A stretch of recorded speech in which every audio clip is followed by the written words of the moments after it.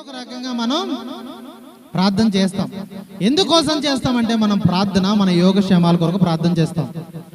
మన యోగక్షేమాల కొరకు మనం ప్రార్థన చేస్తాం.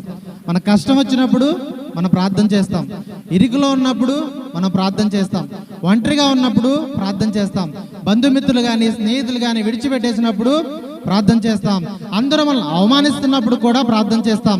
అందరూ మనం వ్యతిరేకించినప్పుడు కూడా ప్రార్థన చేస్తాం. మన ఈ వెనక కొంతమంది మాట్లాడుకుంటూ ఉంటారు చూసారు, ఆ మాటల యొక్క గాయాలు మనం తగిలినప్పుడు కూడా ప్రభువా అని మనం ప్రార్థన చేస్తాం. ప్రార్థన చేస్తున్నప్పుడు నువ్వు మొర్ర పెడుతున్నప్పుడు దేవుని యొక్క మాట నీ యొద్దకు రావటం ఆలస్యం కావచ్చు.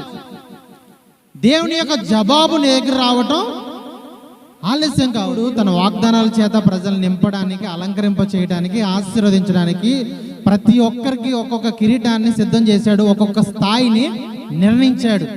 వాళ్ళు అక్కడికి వెళ్ళాలి, దాంట్లో నివసించాలి, దాంట్లోనే వాళ్ళు ఉండాలి, బాగుండాలి, అలంకరించబడాలని చెప్పేసి దేవుడు వారికి ముద్ర వేశాడు. దేవుడు నీకు ఏదైతే వాగ్దానం చేశాడో, దేవుడు నీకు ఏదైతే ఇస్తానని మాట ఇచ్చాడో అది నువ్వు ఎత్తి పట్టుకొని, నా తండ్రి నువ్వు నాకు ఇస్తాన ఈ మాట జ్ఞాపకం చేసుకో అని నువ్వు ఎప్పుడైతే ప్రార్థన చేయడం ప్రారంభిస్తావో నువ్వేమవుతావో తెలుసా?